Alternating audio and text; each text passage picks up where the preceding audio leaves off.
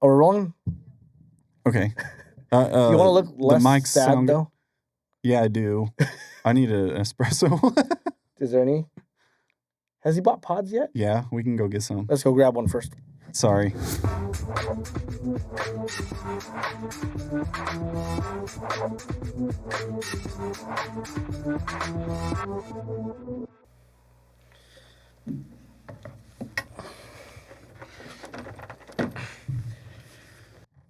All right. Welcome to the Entrepreneur Experience. This podcast is about entrepreneurship, the highs, the lows, and everything in between. And Which we are just love to buffaloes. talk. What was that? Which are buffaloes. Which are buffaloes. But if you watched from the beginning, we had a hard time coming up with the intro. So we walked out and got espresso. And every time you drink espresso, I just feel like a jolt of ideas come. I haven't had an idea yet. But anyways, welcome. Thank you so much for watching. And today is really just going to be the two hosts. We are the original founders of the Entrepreneur Experience. And as we were trying to come up with a topic to speak to you all about, we have had a mutual set of challenges this week in business. We're not going to get into detail. So we thought it would be an amazing topic to basically go over how do we handle those all of a suddens, things that throw you off in the middle of the day, whether it's a loss of a client or technology failures or whatever that could throw you off. Because even though you try to follow a default calendar, we always know there's always things that you have to pay attention to right when it happens, and you have no choice to be reactive. So anyways, Jared, what's up, brother? What's up, Joe? And the host of the show is Joseph Caro with Action Coach of Kansas City, one of the best coaches, the best coach I've ever known as far as business goes. And Jared Taylor with JT Visuals. No I in there because there's more than meets the eye. I would also argue the best, if not one of the best videographers, but with the emphasis on podcasts, what we're doing right now. So you guys are doing a lot of great things. But you know what was really cool? What? Before we jumped on the podcast, we were kind of talking about the challenges going on. And you were doing what I would coach people to normally do, but you just did it automatically. You just started talking about the wins. Oh. So when we go through challenges, because there will be stuff that just jabs you on the side, like as entrepreneurs, we're typically extremely hard on ourselves, that we hyper focus on that one or two things that are not going your way. And we totally forget all the consistent wins we are having in business. The fact that you can hire people and pay them, and you're on your way to retiring your wife and you're about to close these new deals. Yeah. This one minor thing just kind of can throw you off, but Yeah, and it feels like it might feel major at the time, but then it's actually minor when you look at the whole story. And that was one of the things that helps me cope during those times is more of like looking at the bigger picture and where we are. And I'm like, and then I just start getting kind of crazy. Yeah. Like, I don't know. Well, I've seen you do it a couple times. My editor was like, dude, why are you laughing? I'm like, I don't know. This is how I deal with it, I guess. Like, yeah. And it's funny. She's watching you right now. Yeah. It's a as true she's story. editing live. Yeah. That's one thing you guys do. You edit live, right? Yeah. She's editing right now. Like, she's about to switch to that camera. Oh, yep. See? Oh, she switched off that one. That's there. That one. So. Oh, it's there. And all of this actually plugs right into our editing program. Anyways, I could geek out about that all day. Technology, I love it. There, like, really when we started the day though, it was like, okay, all of our storage is just, we can't edit any files right now because it's not showing up. That's a problem to have when you're a videography. Yeah. And it's not like time to upgrade. I started communicating this with the rest of the team. And when you're not in the media world, like I like the kindness of people and what they offer. But with all due respect, most people don't understand the level of what we're dealing with because we are in like an 8 terabyte super fast SSD to edit off of. So it's networked and we can both edit off the same drive at the same time, versus like, hey, I have a hard drive that I have at home.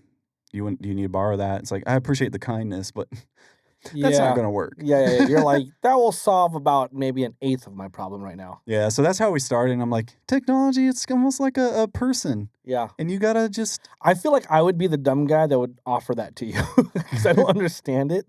Like, I'm a business guy. You are a technology guy. Yeah. And I would be like, well, I got something extra at home. Do you want to try that? Like, I'd probably be the one telling you that. And In my I, kindness. You know what I mean? and I appreciate the kindness. I don't like disregard it. I just go, with all due respect, thank you. No. Yeah. That's cool. And well, I mean, the cool thing is, like, I've watched you in the last year literally double in size in your business in like 6 months to a year. So, yeah, I mean, I think it's really, if you really thought about it, you'd say, oh, this problem's about to happen. But the pace in which you grew, it probably just bit you in the butt on accident. You know what I mean? it is growing pains. Yeah. And it's uncalculated ghost cost. It's where like we didn't think about when we do podcasts. Well, I did a little bit, but I didn't realize until we actually did it how much active projects we're going to need because we got full 4K raw multi-cameras going per podcast, and podcasts are long. So right. this is like we're recording at the quality of more than a movie probably, if you think about it. Because the duration is oftentimes pretty close to an hour. And how long's a movie? Hour and a half? Supposed to be. So I like those 3 hour but then movies, we got, especially when they're good, like the Lord of the Rings. Remember that? Oh, yeah, those ones are fine. Amazing. I can still watch those. Yeah, dude. Lord of the Rings, just a podcast about Lord of the Rings. Yeah.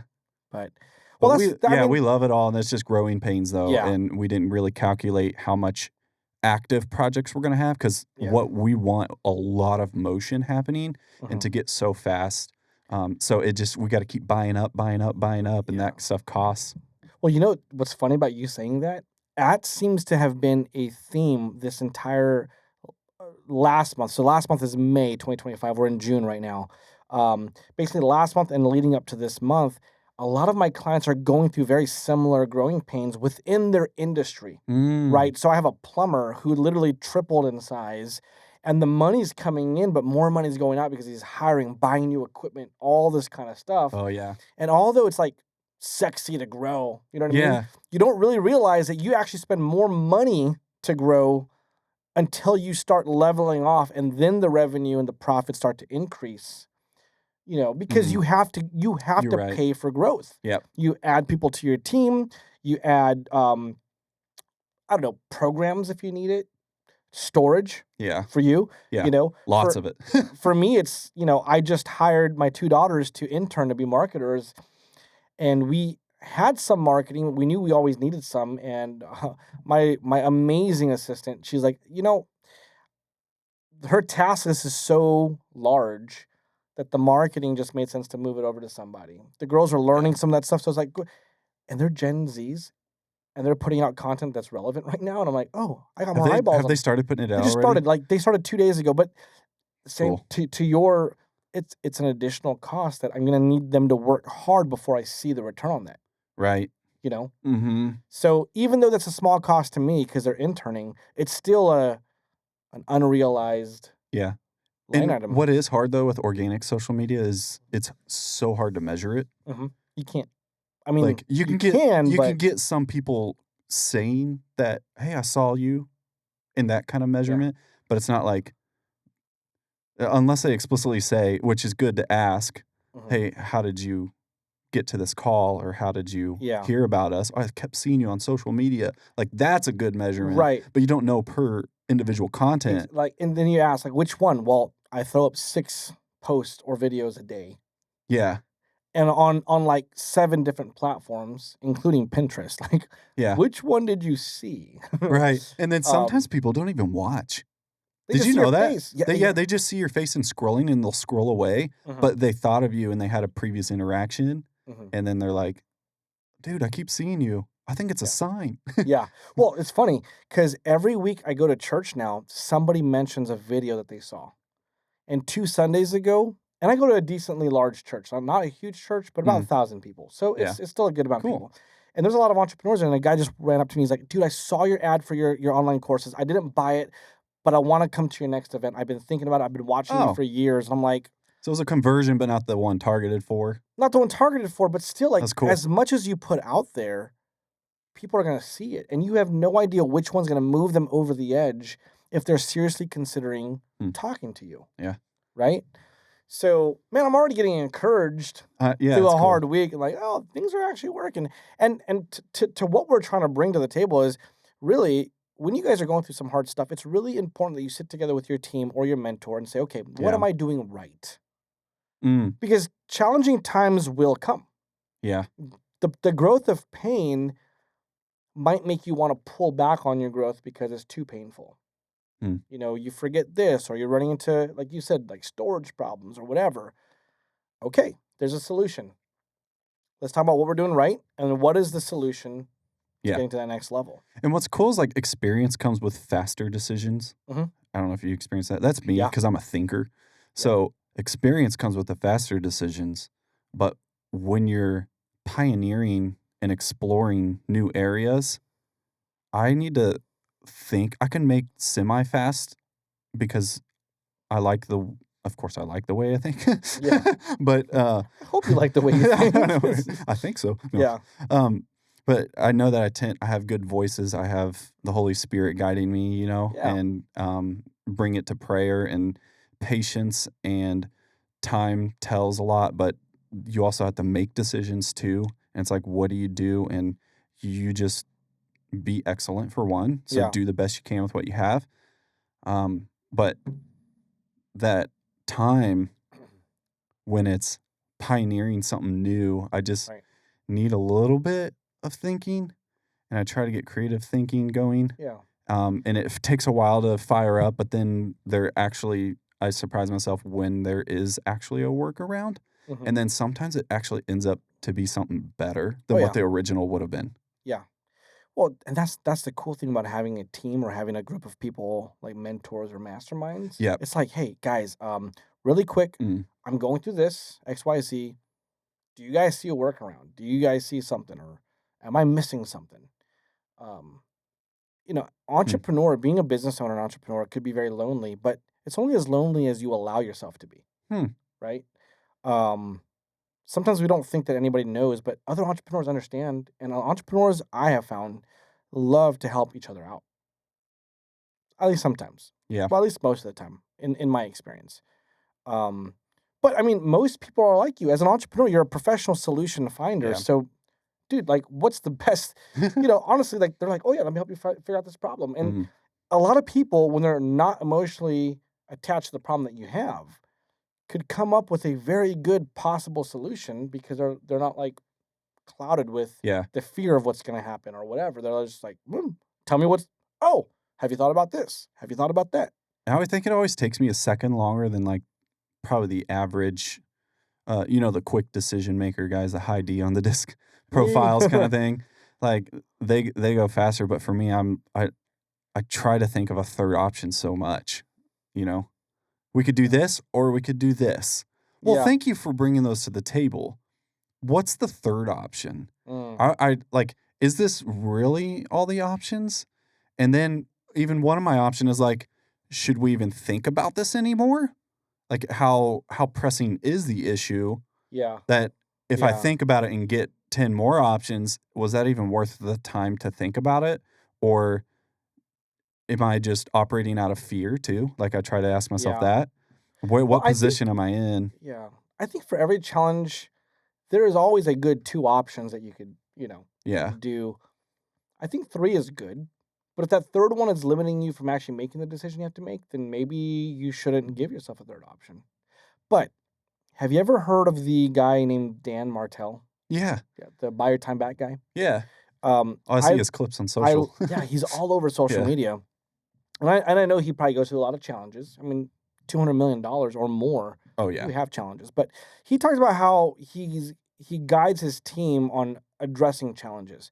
So obviously, when you're that big, and it doesn't matter how big you are, if you're the entrepreneur, you don't need to be the one making all the hard decisions. You could utilize and leverage your team.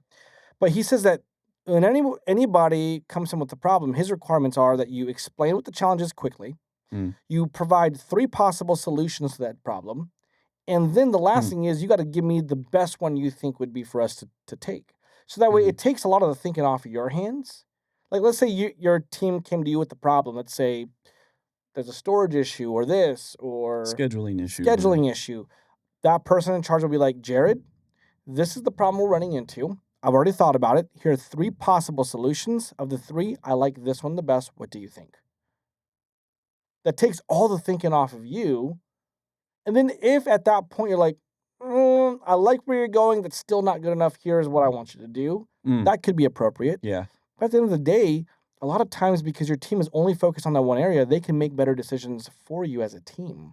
Yeah. And your value is to say, let's try it, or let's do it, or think about it a little bit longer. I'm not sure if I like those 3 options, right? Yeah. But the weight is off of you as an entrepreneur so that you can bring the best value to your business, which is the creative thinking on your end, the networking, the public relations, the relationships you're going to build because, obviously you want awesome entrepreneurs to do podcasts with you, right? Yeah.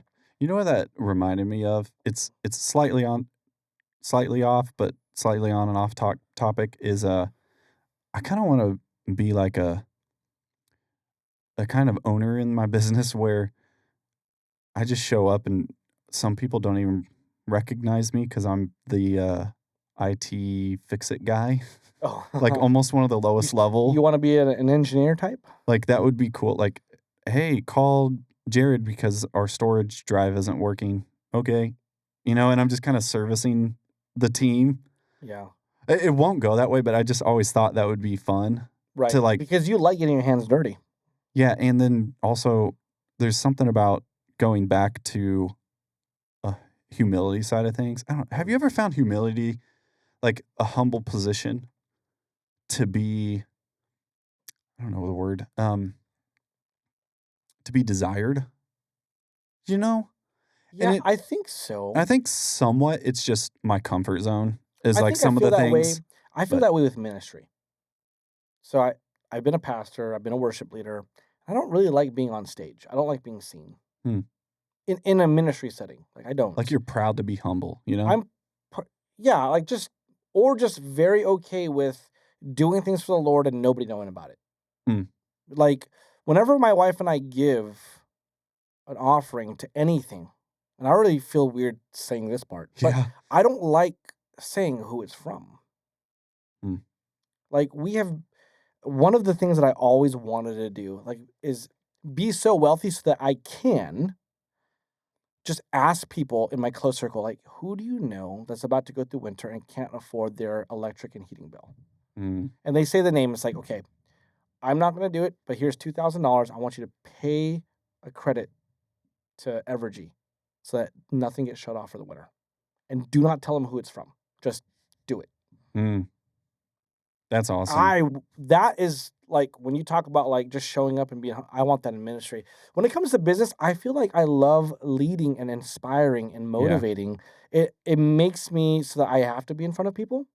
And that's probably why I love coaching and public speaking, not to be like, look at me, but I love getting people rallied up to do great things for their family. Yeah. I like to bring encouragement and light to. Yeah, there we go. Yeah, that's me. And so I see myself very similar, and I'm happy to see a great example of how you run your coaching sessions and stuff because I want to be able to do that well. I've seen that with my ministry experience too. Like I've had a lead. We went through a really good program with our church, dude. It's really good. Do you know Brandon Lake? Yeah. The singer? Yeah. His dad. Heartfelt Hallelujah song? What? He sang that song. Oh, the Heartfelt, yeah. Yeah, with Jelly Roll. Yeah, Jelly, yeah. That's a funny name, Jelly Roll. Hallelujah, or whatever. That's my impression of Jelly Roll. Let's cut that out. Let's go ahead and edit that out. I'm just joking. His dad, Mac Lake, like has some really good leadership training books, and he also coaches for like a period of time to help make sure your leadership structure is done really well through church because they found that that's been one of the major issues of why churches fail is because of actually leadership and lack of resourcing for leadership. Right. So, and there are frankly people that become leaders that don't need to become leaders. Like, I remember in church, there was this couple, young couple, and they showed like a lot of charisma. What do the Gen Zs call it? Riz. They showed a lot of riz. Got the riz.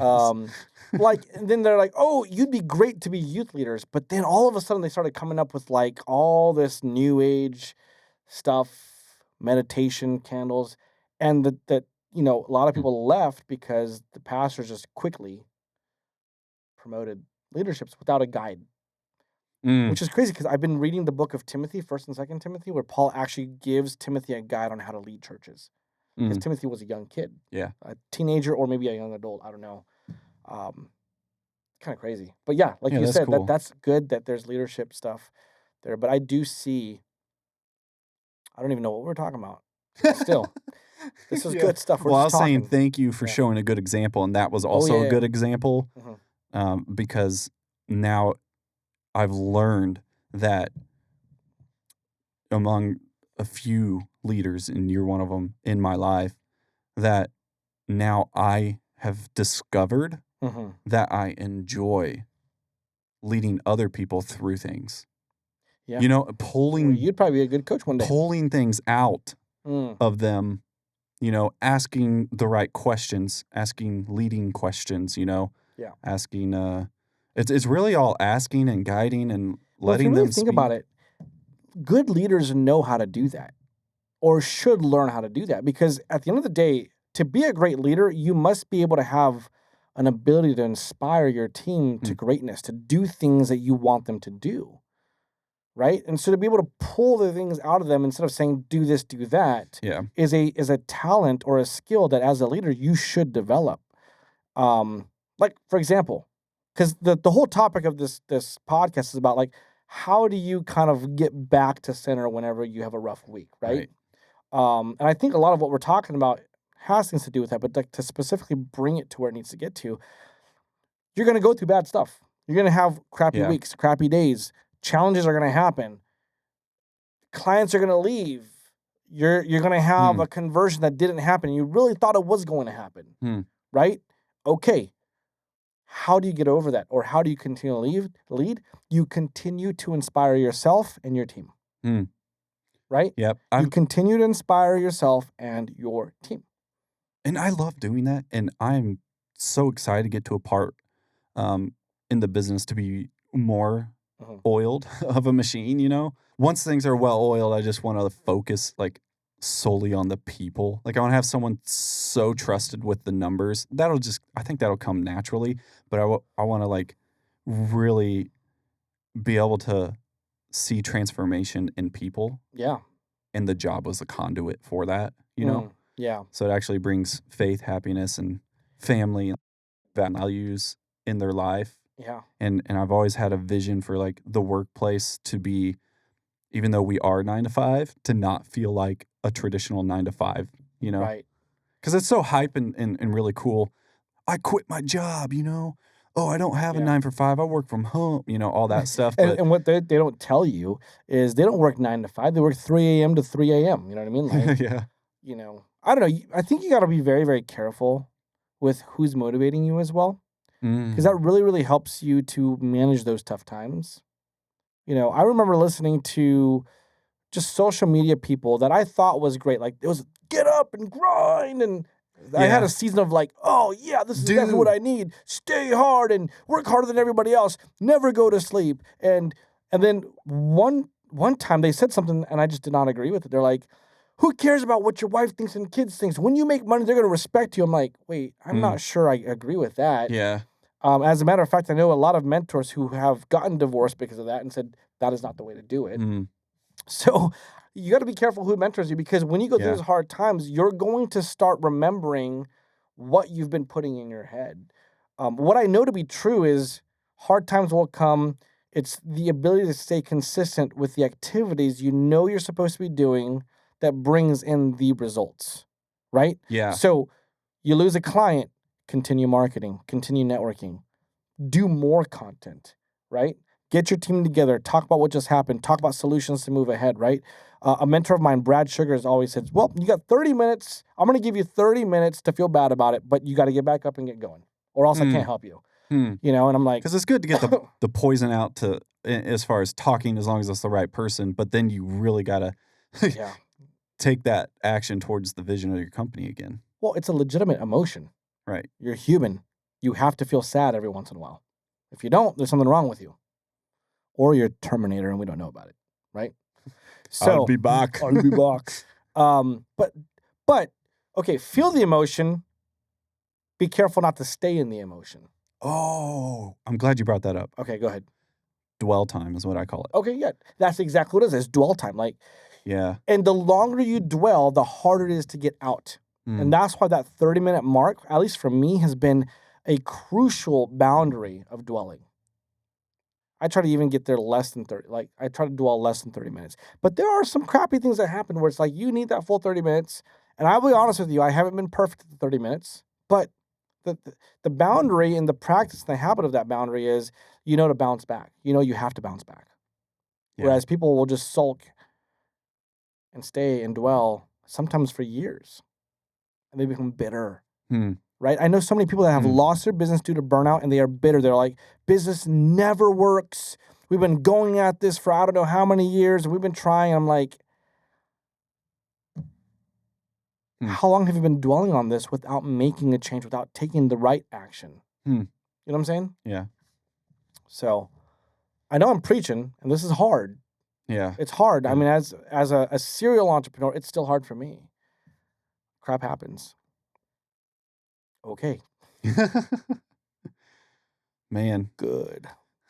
Right? You can't be refined without challenges. So we've been talking about roadblocks.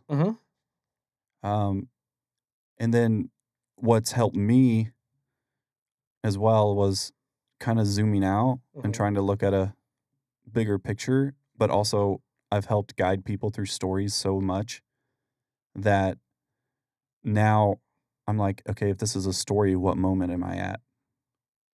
Because I have seen God come through too many times to not have 100% faith.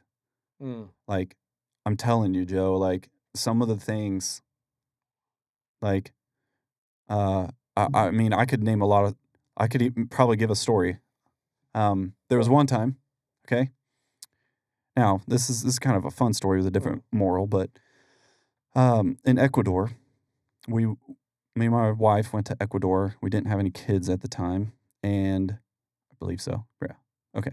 Yeah, because it was right after our honeymoon. If you don't remember having them there, you probably didn't have a kid. Right. Yeah, you're right. It's really hard to not remember your kids always following you. Dude, we went on this long hike, in a developing country where there was no cell phone reception. And especially coming from the U.S., it wasn't as easy as it is now. And they all went on this hike with me, too. And we got like 80% through the hike, and there was a dead end.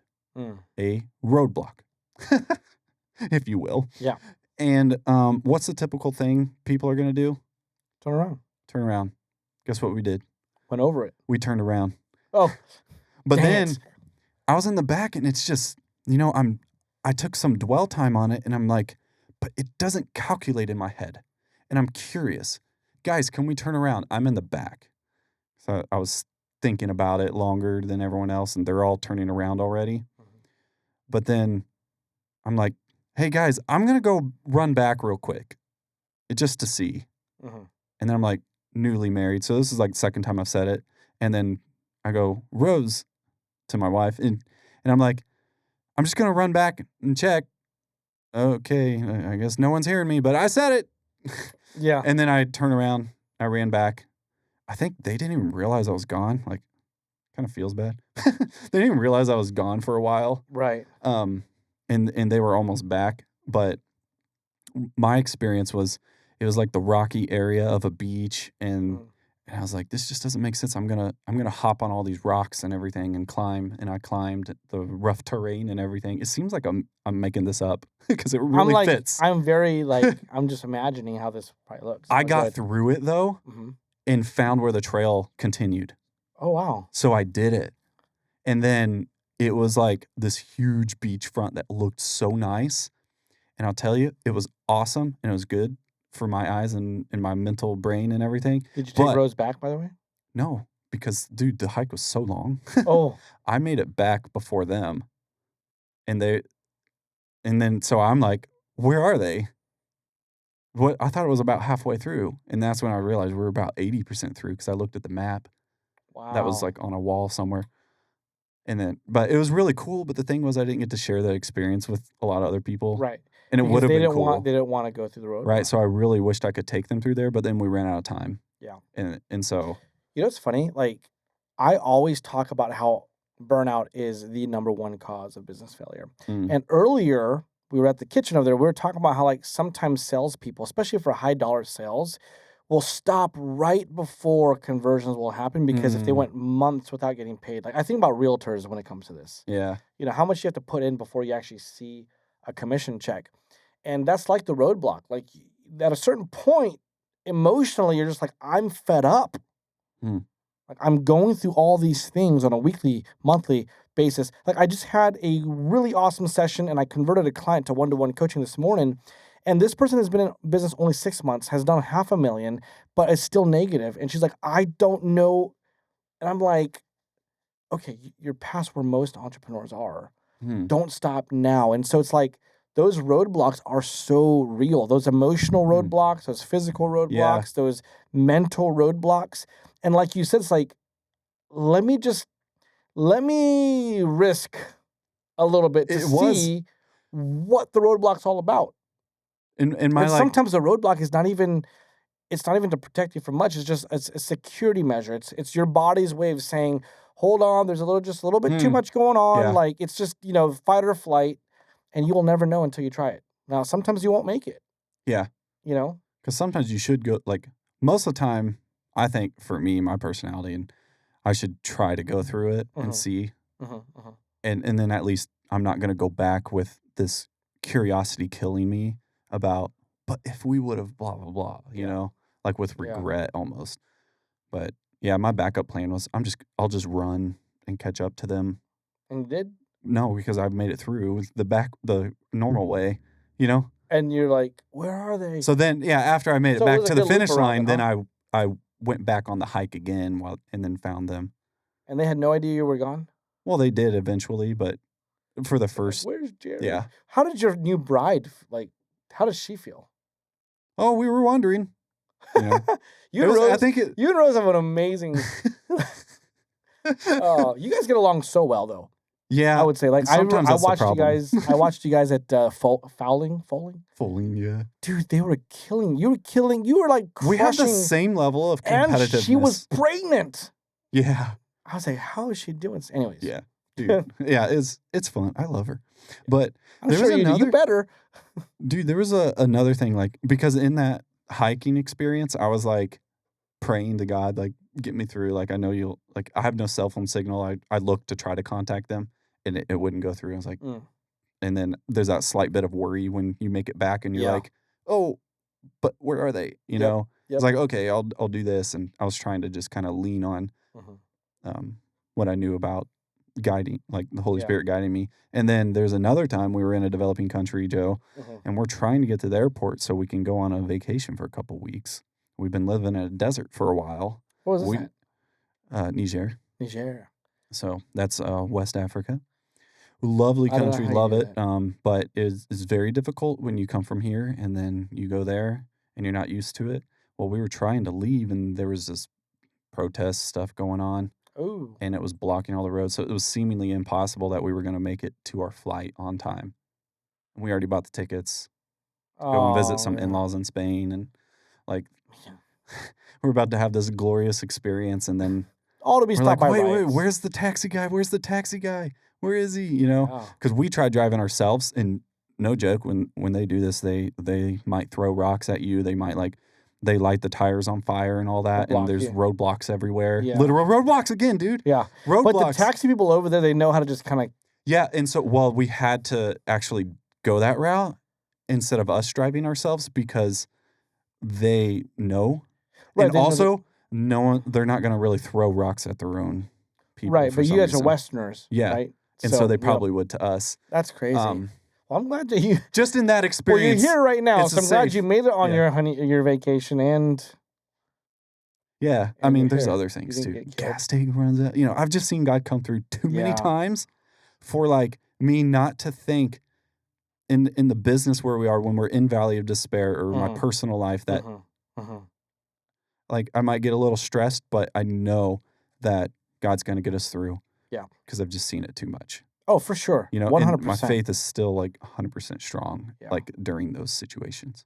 Yeah. I gotta admit, like, I feel the same way you do, but there has been moments where I'm just like, where the heck are you, God? Like, Oh yeah, yeah. and it's been hard, you know, and especially business will do that to you. Like it'll you have some high highs and some low lows. You know what I mean? Like, It's dramatic. it's dramatic. I always, and that's why I think a lot of people settle for working for somebody else. There's a crazy saying. Brad Sugars was the one that told me this. He's like, entrepreneurs are the craziest people in the world.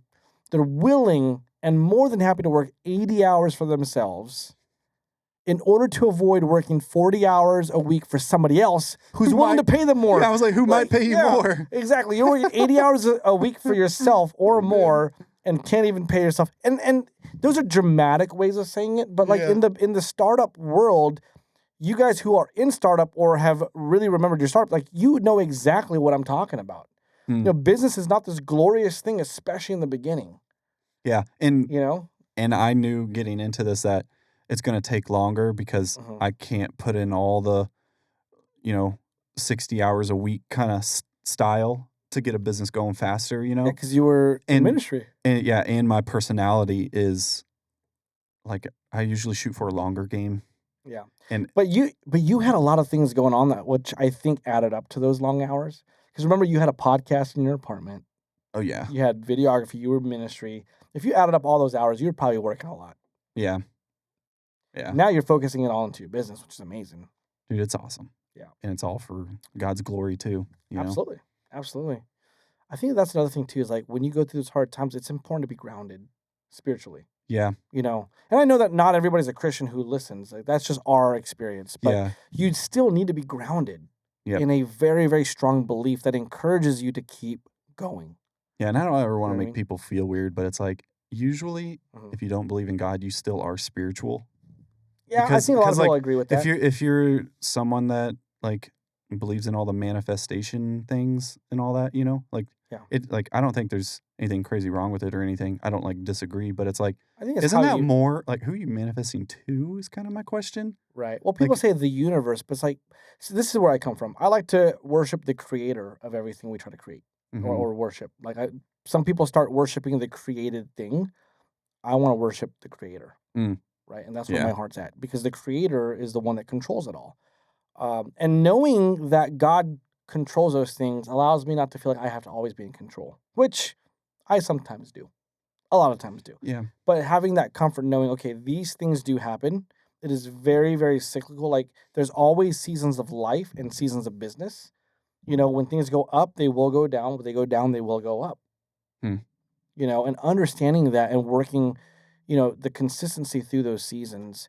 Yeah. But, you know, a lot of this talk really just stemmed from like we walked in the studio today, we're like, rough week? Yeah. Rough week? Yeah. Like it was like we had a plan and we're like, let's just talk about this. Yeah. You Because we have a content idea sheet with topics and everything, and we're not short of ideas at all. And we just like we don't want to preach something or what's the right word to say? I don't know. We don't want to teach or present or communicate something we haven't lived when we're not there or it's not ready. And so we just wanted to be real. And I think it's better to be real than to be showy or to be right. Yeah. You know, it's like just be real and get through it. And we can both be empathetic now at this kind of topic for this podcast because it's on point with where we are. Yeah. And so leading through the valley versus like leading from a mountaintop, it's harder to lead people when you're on a mountaintop and they're way down in the valley. You kind of have to get down and walk and lead through certain situations. For sure. For sure. Well, that's why I love being a coach too, because I am coaching people who actually have larger and better, businesses than I've ever been able to build. But getting the experience from all my clients has really been able to help me to be a great coach Yeah. and leader to these people as well. So definitely it's still real. It's still experience. Right. But no, it was just, I think today was a wonderful topic. Yeah. And that's what the entrepreneur experience is all about. It's like really just getting into the nitty-gritty of what entrepreneurship really looks like. It's the overall experience. Yeah. We're not leaving anything out of experience. Right. And obviously, there's a lot of people watching this podcast. I think we have, anyways, we have a lot of people watching this podcast. The numbers whether it's keep going up every day. Apple, Spotify, they keep going up every day. But this is the thing. If you have an experience or a very good suggestion or strategy on how to overcome those daily roadblocks or weekly roadblocks or those big hurdles that just hit you right away out of nowhere, what is it that you do? Right? Like, put in the comment. What do you do? How do you handle it? How do you get your team involved? If you are an entrepreneur in the startup phase, or just doesn't have to be startup, but you're really going through, put your challenge in the comments. Let's see if the community or we are willing to come in and actually walk you through those things. I mean, it's an amazing, amazing platform to just be on. We want the entrepreneur experience to really be a valuable thing to everybody listening and watching. Yeah, that's right. And to make that go further is take a look at the links in the description, whatever platform you're on. There are links in there, and one of them is leave a voice message. So you can go and record your voice to, essentially radio in to us and either talk about what you do in those situations based on this episode, or for a future one, just ask a question that you maybe want either opinions, thoughts, or answers for, depending on what it is. For sure. So that'd be really fun to be able to create content like that. So. Oh yeah, amazing. Well, hey, look, when this releases, by the way, Joe, this could be the finale of season 2. It's already. We've done so many episodes. I can't even count anymore. We've been at it for that long. Yeah, That's crazy. And if we've made it past 21 episodes, we used to be in a closet studio. Oh, you remember that? Like, we were like on a little table, little chairs. Watch episode 1. Every day I'm like, when I was there, I was like, humble beginnings. Hey, glorified closet. But look at this, and then this is gonna get small soon. It already almost feels small. Because your podcast, you have like a lot of people all at once sometimes. Yeah, I got bigger dreams and stuff. So heck yeah, dude. But anyways, yeah. So I'm kind of loose on this just because you'll see a drastic change. There's usually some sort of visual drastic change. I don't know about it. So then we'll launch season 3. But guys, if you're looking to do a podcast at all, make it past 21 episodes, and then you're in the top 1%. Yep. 21 is the roadblock time for podcasters. We're already there, huh? And we're way past that. We're almost like. No wonder why our followers just started shooting up. This is season 2, episode 15 or something like that. This is 17. So. Of season 2? Yeah. Okay. See? So yeah. Ain't it crazy? Thank you, editor. We appreciate you. You don't see her, but she's amazing and eating her lunch right now. I'm just joking. She's not. There's an internal joke about it. Maybe one day we'll talk about it on the podcast. And she's on the clock, and we got to get her off the clock. Oh, cool. Yeah. We're after hours. Is that why she's doing this? Like, no. And so thank you so much, everybody, for your time, for listening to this one, if you made it this far. And make sure and hit like and subscribe. That really supports us. And share it. Because this is like something that other people need to hear. Yeah. Other entrepreneurs. So if you can think of someone that you want to direct send to, that would be great.